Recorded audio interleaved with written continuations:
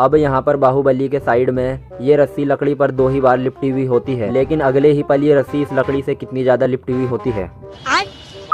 अब इस सीन में राजमाता चल रही होती हैं और उनके साइड में कोई नहीं चलता है। अगर चलता भी है तो सफेद साड़ी किसी ने नहीं पहन रखी है, लेकिन भाई नीचे के एंगल से देखने पर ये सफेद साड़ी में पता नहीं कौन आ जाती है।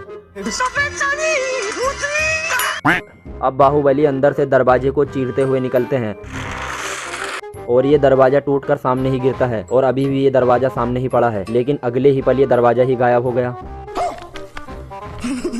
अब यहाँ पर इस सीन में बाहुबली रथ के ऊपर चढ़े हुए होते हैं और हल्दी को मटके से नीचे गिराते हैं और भाई साफ दिखाई दे रहा है ये हल्दी हाथी के सूंड पर गिर रही होती है, लेकिन दूसरे एंगल से देखने पर ये हल्दी तो अपनी दिशा ही बदल देती है और जाकर गिरती है हाथी के माथे पर। सही खेल गया बेंच। अब यहाँ पर इस बच्चे को कितनी ज्यादा चोट लगी हुई है और इसके पूरे सर पर खून ही खून हो रहा है, लेकिन 2-3 मिनट के बाद इस बच्चे की सारी चोटें गायब ही हो जाती हैं। कोई बात नहीं, हम तो चूतिए हैं। और ये दूसरे बच्चों के साथ मस्ती से फूल फेंक रहा होता है।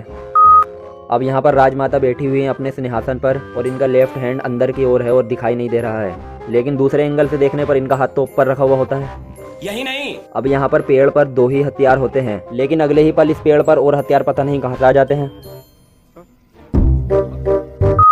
अब यहाँ पर कटप्पा को मारने के लिए इस बंदे ने अपना हथियार उठा लिया है, लेकिन जैसे ही बाहुबली कटप्पा को बचाते हैं तो ये बंदा वापस से अपना हथियार उठाता है। अबे साले। अब यहाँ पर इस सीन में बाहुबली रस्सी से लटक कर अंदर आता है और ये रस्सी अभी भी यहीं है, लेकिन जब बाहुबली बाहर जाता है तो ये रस्सी गायब भी हो गई। रुको जरा, सब्र करो। तुम लोग गलती से अगर नए हो तो सब्सक्राइब करो।